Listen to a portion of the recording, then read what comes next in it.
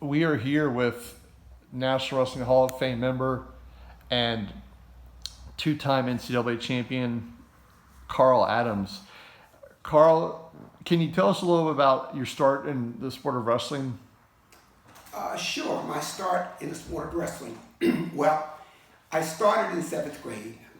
That was the first place where we had an organized program. And I wrestled from 7th through 12th grade. Ended up getting a scholarship to Iowa State. And wrestled probably 4 or 5 years beyond the year that I graduated from Iowa State. But my start was 7th grade. And again, wrestled 7th, 8th, and 9th grade, and all through high school. I've read, I have your book, and I've did some research before the interview.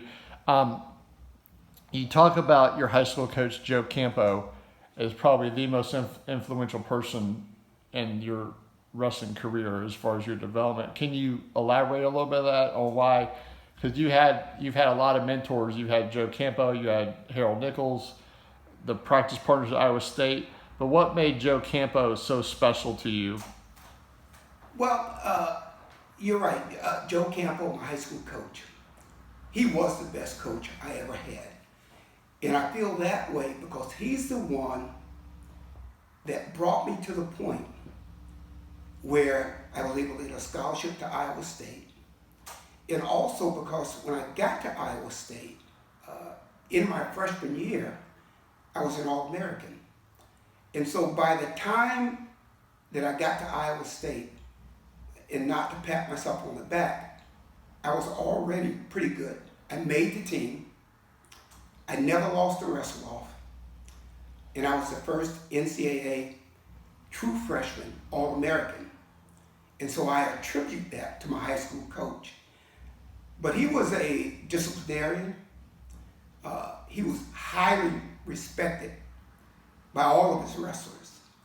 And I felt like he and I were a very good fit. A lot of my success was due to the way I was raised. I felt like my parents really brought up all the kids in the family. And I felt like one of the things I learned from my parents was to be fearless. And I think that wrestling is a sport where if you're fearless, if you do not fear failing, I think you're probably going to be at your best most of the time. I've read a lot of, or I've seen other interviews where you talk about that fearlessness, and it's talked about in this the book that I have, the World Class Wrestling Manual. When you were looking at schools, what other than Iowa State, were there any other schools you were looking at or considering? Well, looking at colleges, first of all, I really wasn't that knowledgeable about what was going to happen on the collegiate level. My senior year, I was undefeated, won the state meet. In that summer prior to my senior year, I had made the junior Olympic team. And in order to make the team, we had a group of wrestlers from all over the country go to a training camp at the Great Lakes Training Base in Illinois. And that was a tryout to see who would make the team. And so a lot of coaches, college coaches were there. And that was the point, I found out later on, where Lester Anderson, who was an assistant at Iowa State, happened to be at the training camp. And so after my senior year, Coach Nichols and Les Anderson followed up. They tracked me, I guess, during my senior year. And they contacted me after the season, flew me out to Iowa State. I was offered a full scholarship. And that was pretty much it. And to be honest, I didn't know exactly what I was getting into. I didn't know who Gable was. After arriving there, lo and behold, he ends up being one of my teammates. along with a bunch of other really, really good wrestlers. But anyway, after arriving at Iowa State on the recruiting trip, I met my roommate-to-be, Phil Parker. We hit it off real well. And I felt like once I left there, everything was in place. So I made a decision that that was the school that I was going to attend. Now, I was contacted by Oklahoma State, Bloomsburg, Michigan State, and some other schools. However, I'm like, I don't really need to take any more trips. And so I ended up going to Iowa State. And as it turned out, that was the best choice I could have made. It might have been one of the best decisions in my entire life, going to Iowa State. When you got there as a freshman, what year was Dan Gable? Dan Gable was going into his junior year during my freshman year.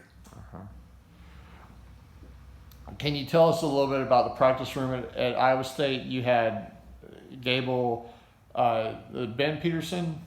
Yes, Ben Peterson. Chris Taylor, and Bobby Douglas was one of your coaches. Can you just tell us what that environment was like and how it helped you to become even more successful than you already were?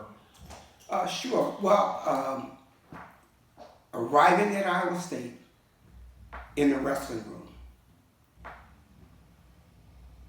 first of all, as it turned out, you were in a room with some of the greatest wrestlers, not only in the country, but in the world. Yes, Dan Gable was incredible.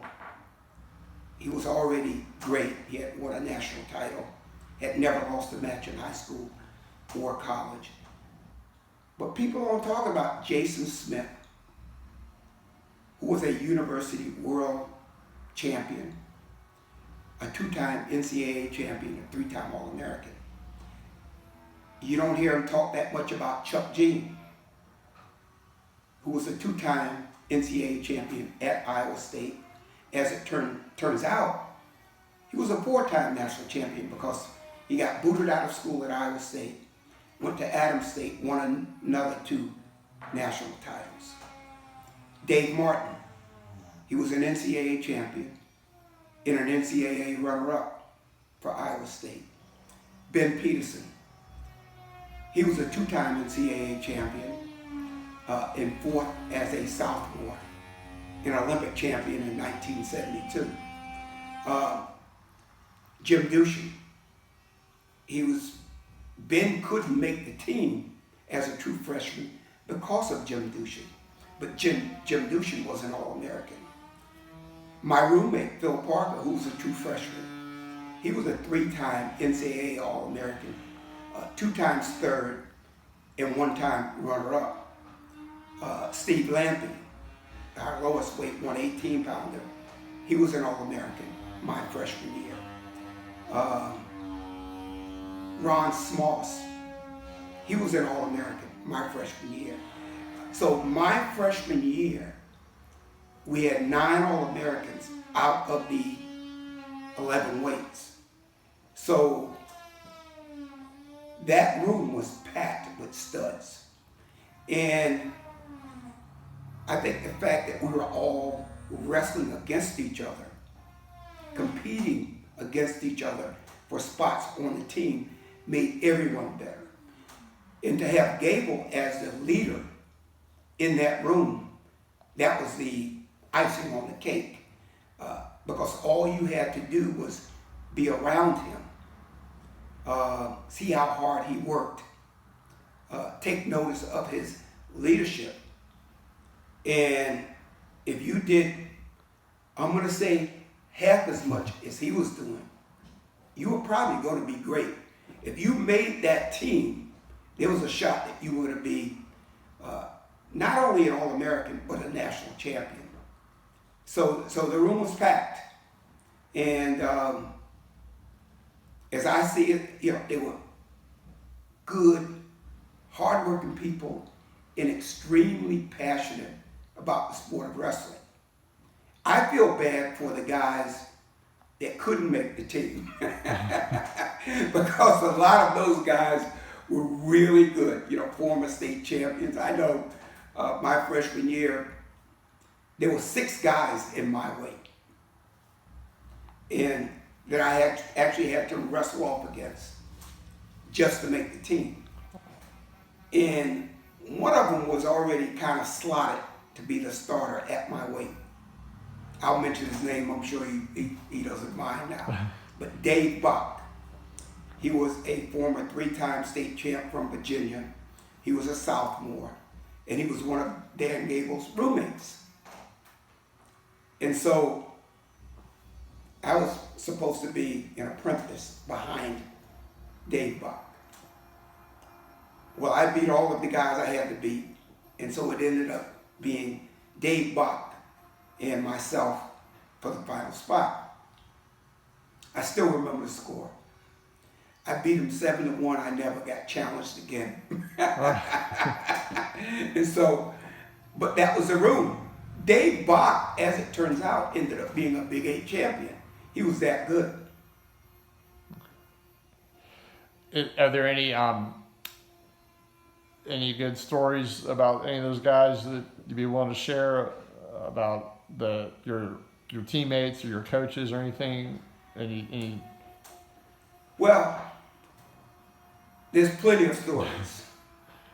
I'm not going to put anyone out there, but the main thing was that the whole group, as I see it, they were passionate about wrestling. The majority of them were passionate about having a good time. So college was more than just what happened in the wrestling room.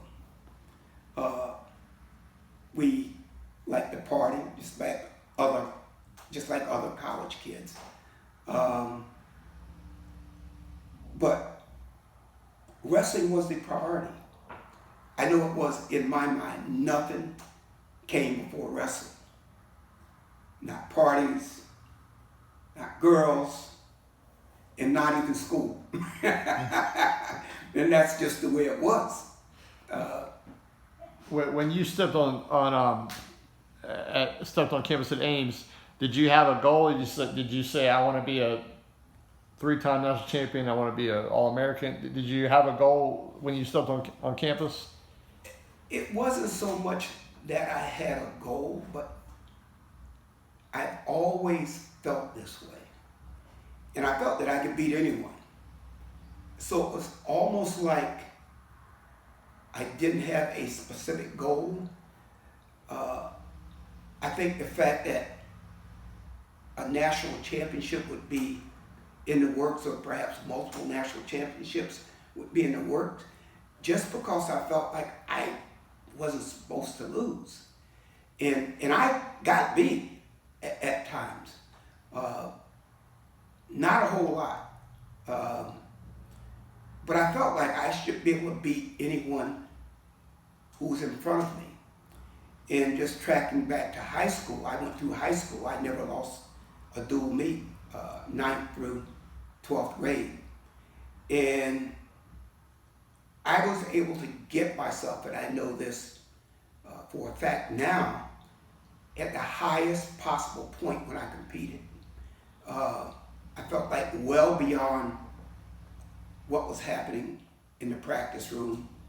And so I was able to be totally focused once I was on the mat in competition.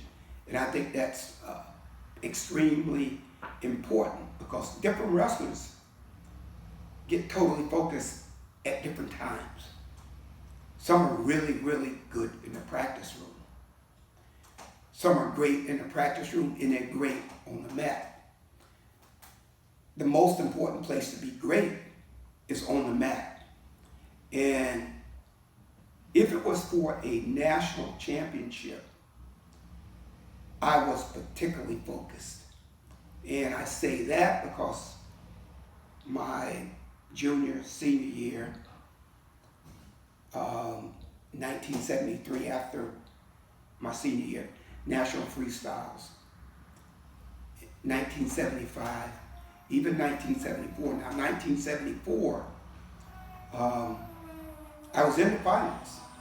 I had beaten Wade Chalice in the semis, and I was supposed to wrestle Stan Desert in the finals. This is the 1974 National Freestyle Tournament. But I hurt my shoulder really bad in the Chalice match, so I couldn't wrestle in the finals. So in essence, I was in the finals 5 years in a row. And so I just kind of felt like I could get to a place where I was going to be hard to beat. I mean, you had to almost kill me to beat me. You know, and there were times that I got beat along the way for whatever reason. But I always felt like it was going to be a war if you did beat me, and then I'll get you the next time. And that was the way I competed. A lot of the things I've seen in other interviews and read about you is they talk about your speed, your quickness when you're competing. Was that your biggest attribute, or one of your kind of things that elevated you above your competition? Was your speed and your quickness? Well, I think speed was very important, and for me it was a tremendous asset. And I don't know what it was that gave me the idea that you have something that no one else has, and that was speed. And it wasn't only the speed. I felt like I really focused in on technique and not wasting any energy. And I felt like that helped to put me at a different level. But yeah, there's absolutely no question that speed is a tremendous asset. And I'm going to say, especially if you understand position and you understand technique. The other part of the thing about speed is that if you have power to go along with the speed, you're going to be tough to beat. And so, this is in college. I can't remember one guy that I competed against that I felt was stronger than I was. On the international level, that changed. Those guys at the next level, I felt the difference. But, you know, I wrestled Wade Chalice 5 times. I won every match. That was one of my questions that I saw in doing some research on you. Was you were 5-0 against Wade Chalice, and it talked about how you stayed in such good position when you wrestled Wade, and he was a pinner, and he could never get you in a position of danger or disadvantage because you stayed in such good position. It's actually in the foreword by Gary Abbott in your book. It talks about how those 5 matches, Wade couldn't get you out of position to get your shoulders close to the mat. So that was one of your keys. I grew up a Stan Desert fan because he's from Georgia. I'm from Georgia. Yeah. Talk a little bit. You kind of have already, but talk a little bit about the battles with Stan Desert and Wade Chalice. Sure. First of all, both Wade and Stan Desert were tremendous competitors, and they were great wrestlers. Stan Desert was very smart, and I wrestled Stan, I think maybe 5 times as well. Now, with Stan, again, every time it was for a national championship, which was the NCAA finals. He was defending champ, I was defending champ. I won. And I think I dominated. It was 7-3 in the last period, and I let him up with maybe 2 seconds to go, so it was 7-4. I'm gonna say particularly on the feet. And then the East-West meet was a few weeks later. And he won that one. He won by a point. And it was kind of like we were going to get a watch. My season was over. Okay, but that's not to take anything away from Stan. Stan would go back and study you. He'd come back and try to figure you out. And then we met in the National Freestyle Tournament in 1973. We had a tie. But this gentleman by the name of Tannehill, Stan beat him 2-1. I beat him 9-1. So I had less black marks, so I won the tournament. We didn't meet in 74 in the finals. We would have met in the finals. And then 75, I wrestled both Wade and Chalice. I think it was within the same hour. And I think I beat Wade like 8-2, and I beat Stan 3-1. And then we were all at the final World Trials. Well, Chalice beats Desic 2 out of 3, and he actually beat him 2 in a row. And so it ends up being Chalice and I to make the team. And I beat Chalice twice. And so, but they were absolute wars. And again, Chalice was a real deal. I mean, you have to be lucky to get past 5 matches and not lose to him. They have him not catch you one time. But again, Chalice beat a lot of guys because I felt like guys were afraid of him. They were afraid of his funk.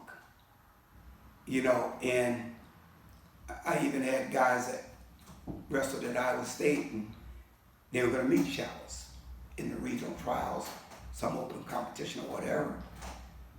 And I could tell they were a little bit afraid to wrestle him. And if you're afraid of him, that's when you're going to have a major problem. Because you're going to get into a certain position, like his reverse headlock, and you can start second guessing yourself, and that's when you get stuck. And that's pretty much what happened to those guys. But with me, when I wrestled Wade, I like him now, but I didn't like him then. You know, I didn't like him. I thought he was cocky, you know, and so it was like, we gotta throw down. Well, it was war. It was war. And he came after me just like I came after him. But my mind was made up that I'm not losing to you, Wade. And so I ended up getting past him 5 times. And one time, I had been picked to wrestle in the World Cup. Wade had just won Tbilisi. He won all of his matches. He was the MVP of the Tbilisi tournament. We're already out in Toledo at the training camp. I guess Wade lobbied or called in and felt like he should be the guy wrestling in the World Cup. They brought Wade in and made me try out with him. And so, now I'm really pissed. Yeah. Brought him to camp. So I beat him. I think the score was 9-6, if I remember correctly. And we got to actually work out after that because he was still at camp and training camp and he was training. And we went for a while on the feet. And if I remember correctly, it was almost a half an hour. He never scored on the feet. So, and that's where I was able to dominate people on the feet. That's my thing, and that's the way I coached. If you can get out and you can dominate a man on the feet and you're halfway smart, you should win the match. And so when I'm talking and preaching to young kids, I always talk about being able to dominate your opponent on the feet, and that you should be constantly working to be great on your feet, because 90% of the time, perhaps even a little more, if you can beat your opponent on the feet, chances are you're going to win the match. And so, but that's my little competition against, I should call it little, Desic and Shallows. And again, I'm going to say they were both incredible. It was fun competing against each one of them, and I felt like we made each other better. As you know, Stan was a world champion. In Shallows, he never made a world champion because either I was in the way or Stan was in the way. But he was probably world champion material. Yeah, right. Without question. When you beat him two matches to none, was that the year you took fifth in the Worlds? Yes. Okay. Let me circle back. I wanted you to kind of just talk about Harold Nichols and kind of the program he had built at Iowa State and kind of his impact on you as a wrestler and a coach. 'Cause I know he kind of showed you the entrepreneurial side of things, wrestling camps, doing other things to supplement the money that a wrestling coach makes. Right. Because back then it wasn't a whole lot. And Right. so talk about Harold Nichols' influence on you a little bit. Well, Harold Nichols, my coach at Iowa State, he was definitely like a second father. There was no question about that. And I learned a lot from him about life after wrestling. I learned a lot from him about business. He ran an equipment business. He manufactured equipment, uniforms. So I got a chance to take a look at that process. He ran the biggest wrestling camps in the country. And he was a tremendously successful wrestling coach. And he was also ahead of his time when it came to recruiting. I felt like in hindsight, he figured out that part of the whole key is to get the best wrestlers you can find. It's more than the coaching part. There's a lot of good coaches out there. And in hindsight, I also feel this way. Some guys are just more talented than other guys. And if you find a talented kid with a great work ethic and a kid who's mentally tough, that kid's going to do very well for you. And I think that a lot of times this is overlooked. One of the most important things that I learned to look for when I was recruiting at Rhode Island, Boston University, is how mentally tough a kid was. That was the number one thing. Because you can teach a kid how to wrestle. You can get a kid in really good shape. But a lot of times, I felt like we're like animals. the leader of a wolf pack, it's in his DNA to lead that pack. Just like lions, you see a bunch of dogs. There's one dog that's going to kick every other dog's butt. And you would have to get in line. The lead dog theory. The lead dog. And so,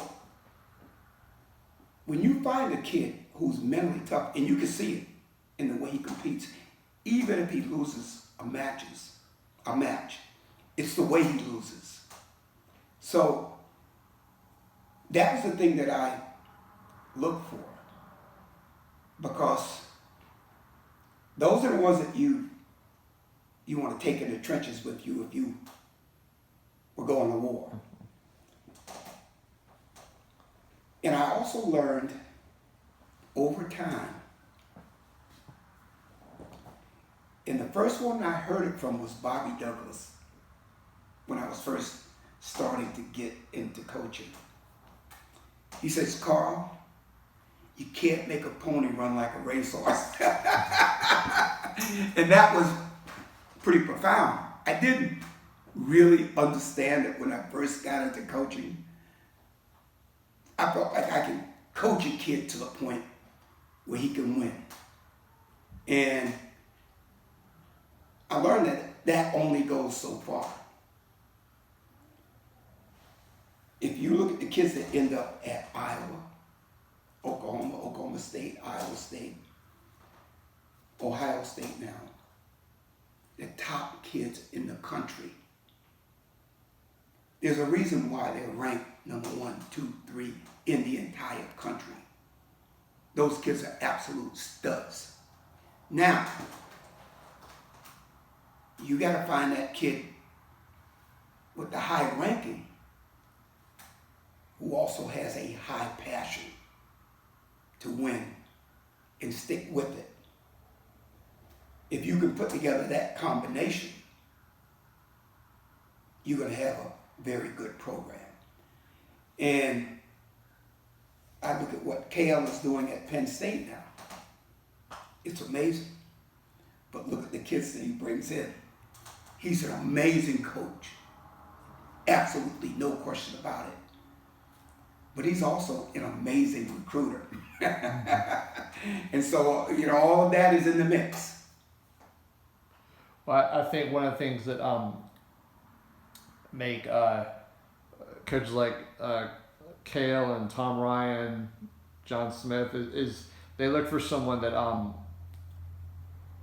kind of like is a total package. They have they have the pedigree, but they also they're still students of the sport, and they live the right lifestyle, and they do the right things.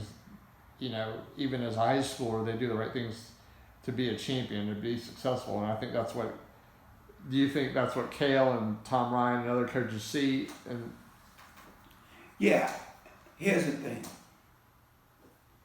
Every coach is looking for a kid that has the full package. However, you might have kids that are only like 85% or even 75%. But they got this 75% got them to the point where they were still the best in the country. Here's where the real coaching comes in. Coaches that end up being really great, and all of those individuals you mentioned are great, no question about it. But they can get that other 15 or 20% out of those kids, even though that wasn't a part of their package. And I've learned this over the years that having the perfect kid, the great athlete, a kid who's mentally tough, a kid who's super disciplined, a kid who has an incredible work ethic, most people can do pretty good with that kid. The coach that can get it out of the kids that don't have all of that, I think, are the coaches that you have to give even more credit. You understand what I'm saying? Yeah, yes. Yeah. Well, you know, there's a difference now. Because some kids that you pick up, they're a long ways away from where they need to be. So the coaching part is to really know what you got to pull out of these kids. Figure that part out and then do it. You got to coach. You can't sit here and say, man, I don't even have to do anything with that kid. You got to pull it out of that kid. Just like in the business world, you have to treat everybody differently. You have to treat the person that comes in at you know, you got to be at work at 8 o'clock. They come in at 7:59. You can leave at 5 o'clock. They leave at 4:59. Versus the person that comes in at 6:01 and leaves at 8 o'clock at night. You got to treat those people differently. You got to, and that's why coaches like Gable and Kale were so successful. Is they, do you feel that they're able to read their athletes and tell them what they need or give them what they need at the right time? Yeah, there's no question there. But you know, funny you should mention Kale and Gable, right? What put Gable so far ahead of many coaches when he first started coaching, and many coaches that were in the game,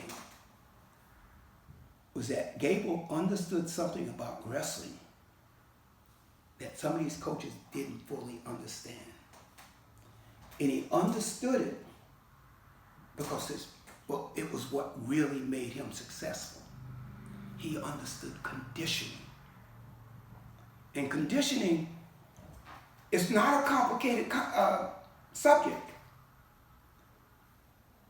But Gable could have people tired by the time they got halfway through the second period, and they were in great shape.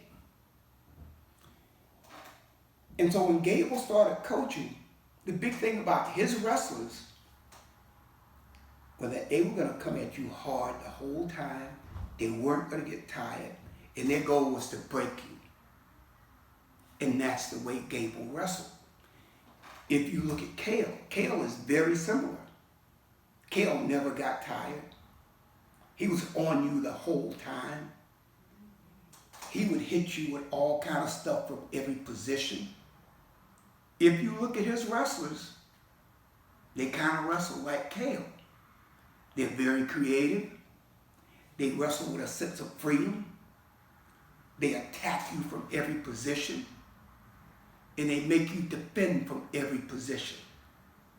And so, once you instill that in your wrestlers or kids that you're working with, they're going to be better and they're going to win more matches.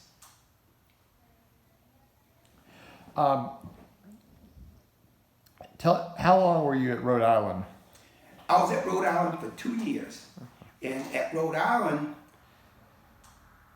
I think it was already baked in that when they hired me, they already knew that they were going to drop the program. I was young. I was 27, a head college coach. So I get in there. We win the conference. I had an All-American. I was Rookie College Coach of the Year. So the question is, why'd you drop the program? It was already baked in. Okay, so, and the thing about the wrestling community, it was so bad that people went after the athletic director. He was gone in 2 weeks. But it was too late for the program. That's how pissed off people were that he would drop the program. And then I get a Boston University had just fired their coach. I get a call from him. he brought me up for an interview, and he told me before the interview was over, if you want the job, you got it. So I'm at Boston University for the next 33 years. We're gonna something I don't hear as much, but can you tell us about Wrestling Masters magazine? Yeah, that was something that I started. I forget exactly. It might have been 83, 84. Because it seems like I've always been pushed to create either equipment, books, video, or whatever to help wrestlers improve. And I still do it. I'm going to be 70 in November. Oh. I'm still doing it. But here's the thing. And something I learned from Coach Nichols. And also something I learned when I first started coaching. You can't live on $22,000 a year. You have to be creative. And I felt like these things that I've done ended up being a great win-win situation for the sport of wrestling, for my program, and for me, because it brought in extra income. It allowed me to hire assistant coaches. It allowed my wrestlers to work during the summer, make extra income, and improve their wrestling. This equipment, the feedback has been, I'm going to say, amazing. And it's been going nonstop for close to 50 years now. And this year we had our best year ever. Sales during the virus. Well, yeah. And that's because kids are stuck at home. Clubs, I had this one guy, he called me and said, I'm going to have to close my club if I don't do something with the social distancing. Well, he has 14 of them, one club. And so parents are buying it because kid can't go to club, can't go to practice. This is the next best thing. Right. So these things provided a lot of stuff for the sport of wrestling.